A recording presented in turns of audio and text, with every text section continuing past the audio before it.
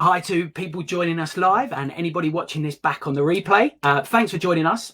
Today, I've been looking forward to this one because it's I've invited on somebody who I've long admired and enjoyed their content. So I thought it'd be really helpful to ask them some questions, to ask you guys to ask some questions, everything about health and nutrition, particularly during these times. So series of questions here. If you are joining us live, feel free to ask any questions and I will post those.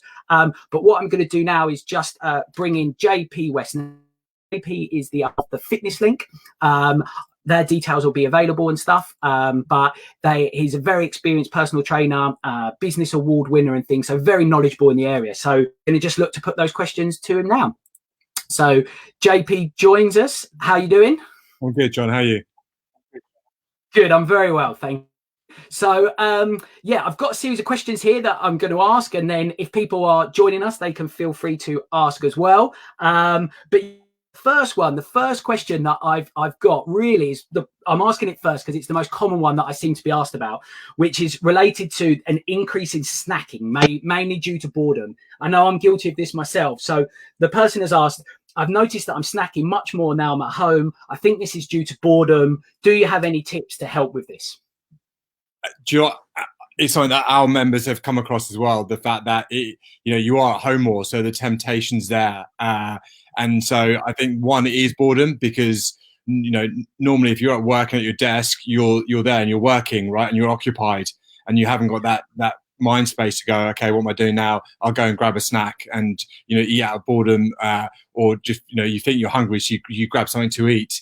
But it also can be sometimes because your nutrition elsewhere isn't as good, so you're eating sort of the worst type of carbohydrate, so more white bread and white wraps and white pasta, which means the or even worse than that, more sugary substances. So therefore your energy cravings are going up and down a lot more.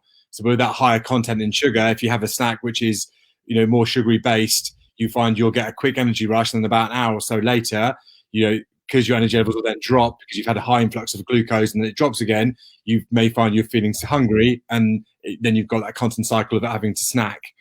I think it's also trying to plan what you've got available to you from a point of view. If you are snacking and want a snack, which is fine, is what's there and what you're snacking on is sometimes more key. So it's okay to snack, but is that snack adding another 200-300 calories to your daily intake? Yeah, that's good. I mean, it's something I did today actually was emptied out my bin, and it was pretty impressive, just filled with like little snack things that I hadn't realized I was consuming. So I think again, I'm just going to try and empty that bit more to be accountable for those things. And you mentioned calories there, which is quite nice actually, because the next question that I was asked about was how many calories am I allowed to eat, or how many calories should I be eating on a typical day? So obviously it will come down to height, weight, age, the three initial factors. You'll have what you call your BMR, is your base metabolic rate, which is what the body needs to function from a point of view of calories. So there's loads of calorie counters that you'll work out online, some simple equations. I think a simple BMR one is something like, I think it's your weight in pounds times by 10 will give you just a rough idea. But I can send one to you after that we use, which is quite a good one, based on your calories. So initially you'll get your calorie intake for your base metabolic calorie intake on your height and weight, but then it will include how active you are, and then so you've got obviously your additional calories based on activity as well. So fitness trackers and calorie counters like MyFitnessPal, what you'll do is they'll give you a set amount. So for example, they'll give you, John, you're allowed 2,000 calories a day. But if you exercise and you've done a workout which is, burn off 500 calories, your daily allowance is 2,500. So that's what that will tell you. So you can then work around that accordingly, whether or not you want to lose weight, maintain weight, or gain weight. You obviously will have that fluctuation in calories. But some of the trackers that we use will give you a daily rate, including your exercise across a week. So then it's easier to stick to. So it all comes down to what the goal is, to how many calories you should have. So, if you want to maintain weight, you have the amount of calories that your body's allowed. So, for example, John, if you're allowed 2,000 calories a day, and that's your goal to maintain weight, if you eat 2,000 calories, you'll stay the same weight. But if you want to lose weight, then you then need to have a deficit. And if you want to gain weight or gain lean lean muscle and put on some good weight, then you need to be in a calorie surplus. And then obviously that will fluctuate on how and what the requirements are. Yeah, great stuff. And that's one of the things I've always enjoyed about, your nutrition advice is that I think there's lots of different conflicting sort of things that can seem complicated, but put in its most basic form, I think that calorie deficit is what it's about. It's simple maths. If we put out more than we put in, we're going to lose to a certain extent. I know there's a lot more complexity to that, but I think that's really helpful. And you mentioned it actually, but one of the other questions that I got asked was about how can I track my calories? I know you said about my Fitness Pal and things. I was just interested in your views on that one, really. Do you know what? It's tough because it comes down to accuracy. So someone's, if they enter roughly what their portions are, it could get completely wrong. What's a medium-sized apple? Who actually knows what that is, and what it weighs without actually putting it in, or how much avocado? Is it a big avocado? Is it a small avocado? So you can find that the fitness trackers will vary quite a bit. I know they did I can't remember what it was, not Horizon. It was one of the TV programs. Basically, they tracked. So they bought 2 of everything. So they monitored someone's breakfast, lunch, and dinner and snacks, and they bought 2 lots of it. One, the person actually entered into my Fitness Pal or they saw as an example, and they ate. And the other, they actually then processed it into a scientific lab and worked out the calories that way.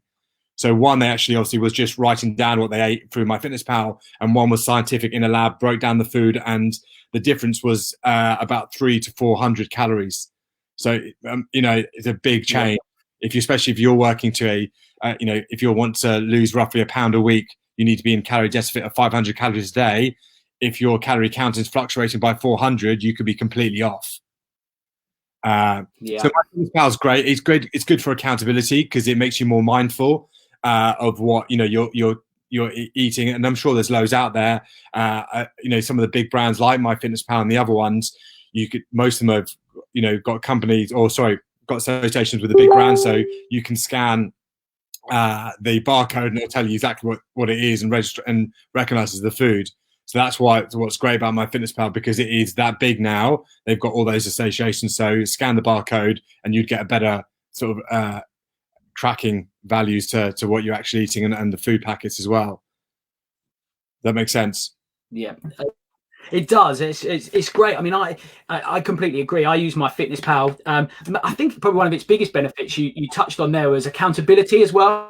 Fan of whether it's around the injury stuff and the rehab stuff or just being accountable. I mean, actually, this is sort of a question for me. How often do you recommend perhaps weighing yourself if weight is the aim? And I know there can be other aims, but how often would you advise people to be weighing themselves to stay accountable and things? Obviously, if you weigh yourself every day, you can fluctuate on hydration, how much salt you're eating in your diet. If you've eaten a massive meal which is full of fiber takes longer to break down, so it's going to stay in your system more. So you can fluctuate between 1 and 2 pounds a day. So daily is definitely out. Weekly is great, but also you can fluctuate depending on how big your weekend is. So anything to weekly to bi-weekly is great. But it's essentially the weight's only one factor and a small number in the bigger picture of things, because if you were to lose 5 kilos of fat but gain 5 kilos of muscle, you're going to weigh the same, but your body compositions change, and that's essentially what we're looking at. Is when we talk about weight loss, we mean fat loss, because it doesn't really matter what you weigh; it's what you're made up of. And then you've got scales like the BMI, which just is just completely, they use it as a sedentary marker, but as soon as someone exercises regularly and trains, BMI sort of becomes defunct, really, because it doesn't take account what you're made up of. But I mean, with the calories, like you were saying, to track your calories and what you should be aiming for, at the end of the day, you budget. If you want to lose weight, you stick to it. But there's nothing wrong with having a chocolate bar, as long as the other calories are great, and you're trying to have that balanced nutrition. So Lucy and I always say about trying to look at the food as as a fuel and what nutritional value it has. If you drive a top brand sports car, you're not going to fuel it with rubbish, right? You're going to try and fuel it with the best fuel possible, and you're going to put the best wheels on it possible. And you can do all these factors to make it run as efficiently as possible, because it's an expensive sport car. at the end of the day, you've only got one body, and you should treat it the same way. So the more nutritional value food has, the better it's going to be for you. Yeah, no, that's great. It's really good. And this next one probably people can understand as well. Somebody explained that their alcohol consumption has gone up of late. Do you have any tips around that? I wonder whose alcohol consumption hasn't gone up. I think is a is it I think it is completely normal with everything going on that people are naturally grabbing for a drink, and that habits. Normally we have a habit which is maybe towards a Thursday or Friday, we have a drink and everything else. But we're finding that, people are starting earlier in the week. And I think it's habit forming. And you've got to look at why you're doing it. When you have that glass of wine, or when you have, the gin and tonic or whatever it is, people naturally drink and go, oh, that made me feel so much better now. I'm nice and relaxed. It's got nothing to do with the alcohol. The alcohol hasn't made you relax. Alcohol is an antidepressant, essentially. So I think it's an association that we need that drink to relax, and the drink makes it, makes me relax and relieve stress. So, and it's something different you look forward to it as a drink. So, can you make, a gin and tonic, but take the gin out, or go for the low alcohol, I know Tesco's does a low alcohol gin and tonic, because even though if you have slimline tonic, it's, the tonic isn't where the calories are, it's the alcohol where the calories are. So you're just trying to, be mindful one, from a point of view of calorie intake, if you're trying to be more sensible, but also to have alcohol-free days, and not put alcohol in your system every day from a health factor. I think the links with health and diseases through constant or increased alcohol consumption, there's a massive link there.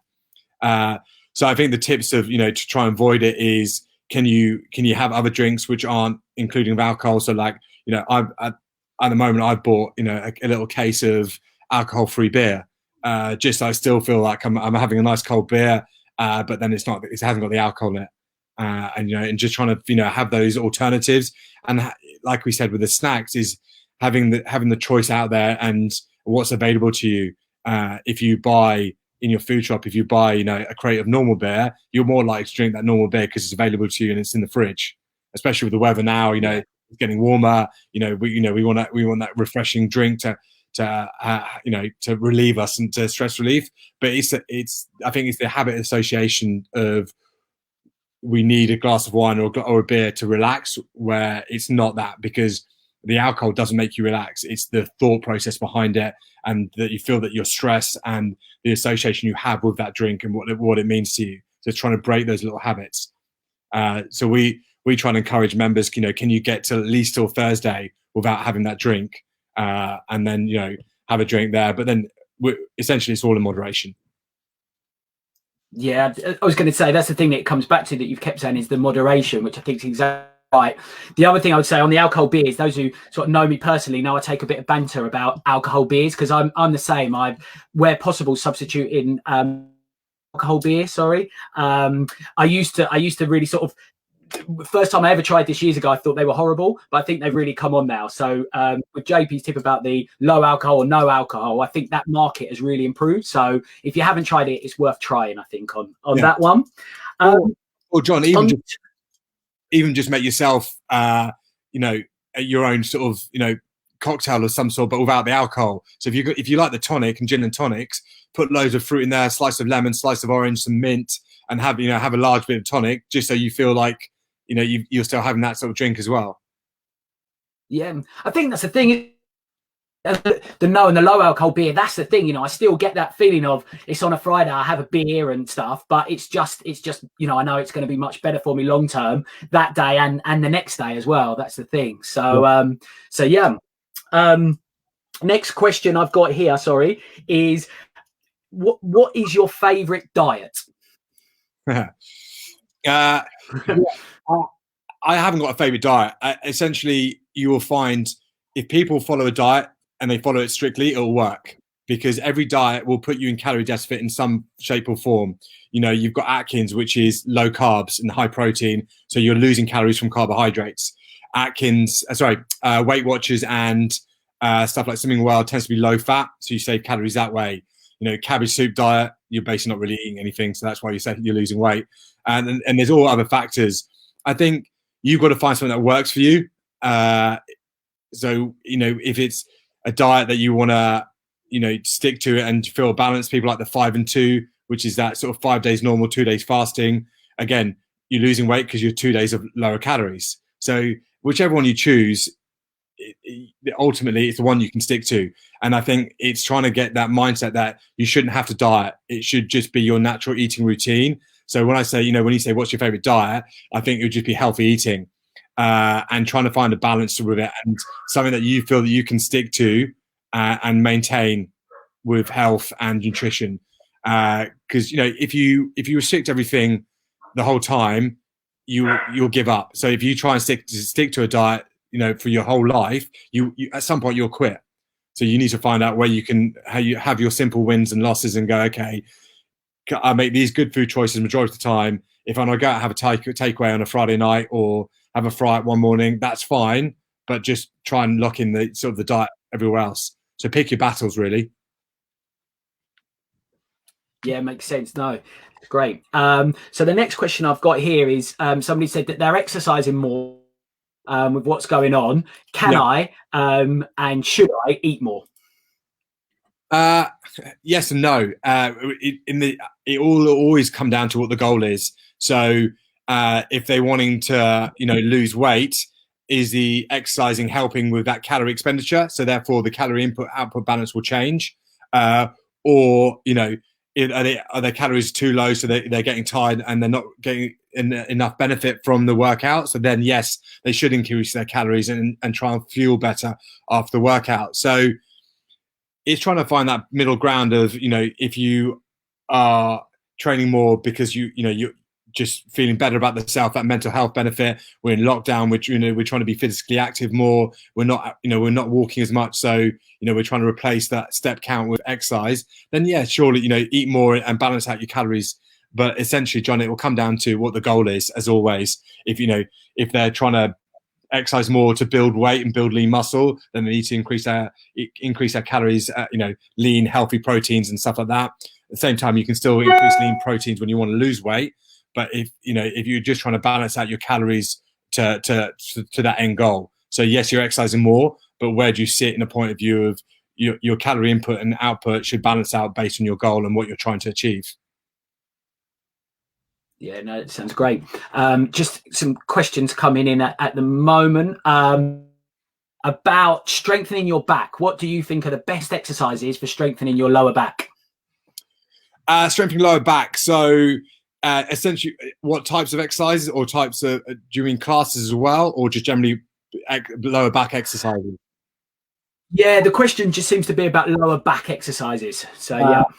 And I think that's the key thing is we spend a lot of time working abdominal and core exercises, and most of those core exercises that people do are based on your rectus abdominis and into that sort of frontal muscle and the front side, and so you get a really strong anterior muscle in your stomach, but then the weak lower back, and then you throw in stuff like we're seated the whole time where our muscles are lengthening, and then that's going to increase that imbalance. So little things like dorsal raises, prone flexion. So on that prone position, those little sort of dorsal lifts. If you've got access to a gym, obviously not at the moment, but what we call the GHD, the glute ham raises, it's great for your lower back. And stuff like your plank and anything that will activate that transverse abdominis will obviously be great. But a lot of the time people do it incorrectly, and they'll just pop up into that plank and hold. So I think that's where Pilates has a great place in the market for teaching you correct exercise of how to gauge your core correctly and your posture. Stuff like deadlifting is great. Those big compound movements, your deadlifting or your Romanian deadlifts. If you're advanced exerciser working into your good mornings, stuff like that, where you're working through your rectus spinae and your QR has to stabilize and you're working all the way into that lower back, are great. But it depends on the level or the ability of the person performing those exercises.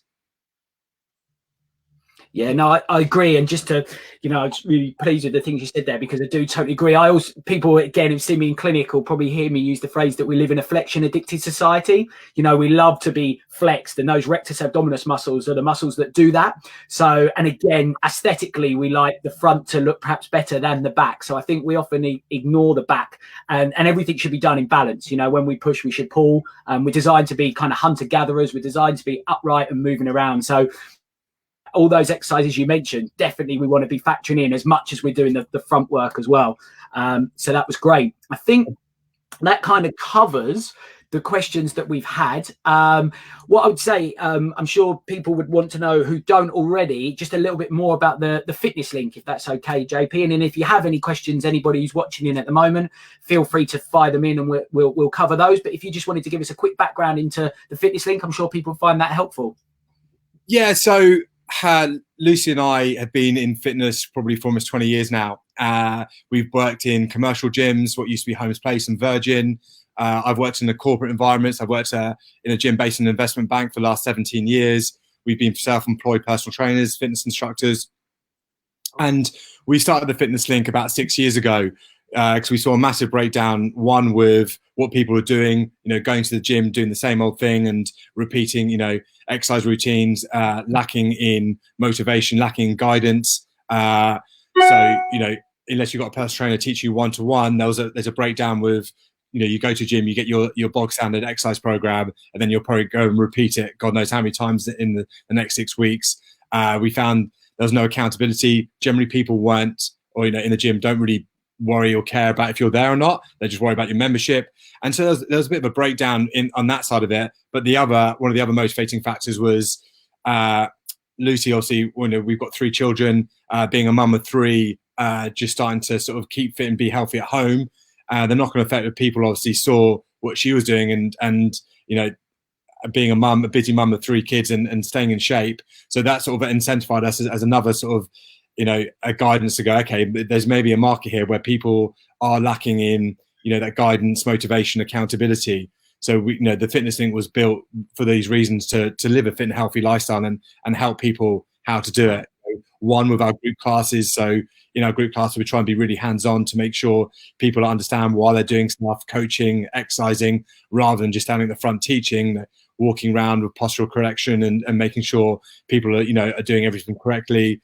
But then surrounding yourself with like-minded people that want to achieve the same thing. Essentially, we all want to be fit and healthy. So if you can surround yourself with people that want to achieve the same goal, like-minded individuals, and and grow an environment where no one judges anyone, because we all, at some point, we've all been overweight or underweight, or have our own goals. So no matter what the goal is, we're trying to invite people to come and train, come and exercise, and for us, it's always been a lifestyle choice. The expression of health is the true wealth. You do only get one life and one body. In can you have a balance where 80% of the time you're eating well? Yes, you still want to have some wine, have some chocolate, whatever it is, but have that balance. Find that happy medium with your nutrition, and love exercise. Enjoy an exercise. Doesn't matter what it is. If we're not saying come to us, but if you find an exercise you love and enjoy, and you can do 3-4 times a week, and you can be comfortable and happy with your nutrition, essentially that's the ultimate goal, right? So your weight doesn't really fluctuate much over a year. Yes, you can gain 1 or 2 kilos here or there, but you're happy, you're training, you're exercising, you're eating well, and you know what you should do. And that's why we started with that. That's our bigger picture, and that's our sort of vision as a company, to help people, influence families, from parents to passing on to their children, to living that fit and healthy lifestyle, and what that means, and trying to find a balance within that. Yeah, great. No, a couple of things to pick up there I thought were great. One, the importance of being around like-minded people. I know my wife gets bored of me saying the phrase that we are the average of the 5 people we spend our most amount of time with. And I think that, as you say, if you want to get fit and healthy, put yourself in an environment with other people who want to be fit and healthy. It will motivate you. That was really good point. So yeah, great stuff. We just had another question come through as well. How can you balance building muscle mass and improving your aerobic fitness and stamina? Good one. Yeah, because obviously the the downside is if you're trying to build muscle mass, but you're doing too long aerobic stuff, you can then you risk breaking down your muscle. One, it depends on how much lean muscle we want to build. You look at rugby players; they've got a good balance of being able to build lean muscles, be strong, but also be aerobically fit. If we're talking lean muscle from an aesthetics point of view and bodybuilding, their train of thought is to do the lower intensity, long cardio duration. I think it's trying to find the type of workout. So you can do set workouts which will get you aerobically fit without having to do cardio. There's stuff which is a bit more advanced, what we call it peripheral heart training. And the body causes a vascular shunt, so you're working upper body to lower body. So therefore, because you're working the leg muscles, all the heart's pumping to pump oxygen down to the legs. Then if we work an upper body muscle group, then the heart has to work even harder to pump it up. So you start getting cardiovascular effects. So you get aerobically fit that way, or by doing big compound movements like what we call thrusters or squat and press, kettlebell swings, big functional dynamic movements, where if you work more than one muscle or one muscle group in a movement, you need to fuel those muscles, so therefore you need more oxygen and you'll get heart rate elevation as well. But I think it's key is to not do too long endurance stuff, and that's what would tend to break down your muscle. So if you look at a marathon runner, the average marathon runner isn't going to be have a high percentage of lean muscle, not bulk, but be that framed. So pick and choose your cardio that you do. Try not to go over too long. Like, don't go over 45 minutes to an hour of endurance work if you want to have that balance. So you can still do 5, 10K depending on your level of fitness, but also fuel correctly. So make sure your protein intake's up, and you fuel your workouts with carbohydrates as well. So pre-workout, are you having some carbs 2 hours before? So therefore, when you go into your workout, you're going to use that carbohydrate rather than risk of breaking down muscle. Great stuff. So, well, I think that covers our questions and takes us nicely up towards the sort of half an hour mark that we'd penciled in for this. So, thank you very much to you, JP. What I would say is hopefully everybody watching can kind of see the things that I've enjoyed and the passion that both JP and Lucy really do provide at the Fitness Link, and you see that with their members and things. So you would have seen our website at the bottom. I'll put the website in the comments. If you have any questions, I'm sort of speaking on behalf of JP, but I'm sure he'd be happy for me to say to reach out to them. They obviously are located in Orpington High Street when they're open, but currently running things virtually as well as we are here. So feel free to reach out to any questions. Thank you for kind of joining us today. And if you're watching it on the replay and you have any questions, feel free to fire them over to myself as well, or to JP, and we'll get those answered. So thank you, JP, for your time. Thank you to all of those who watch this, and look forward to catching up with you all soon. Stay safe, everybody. Thanks a lot, John. Thanks for inviting us. You're welcome. Bye-bye.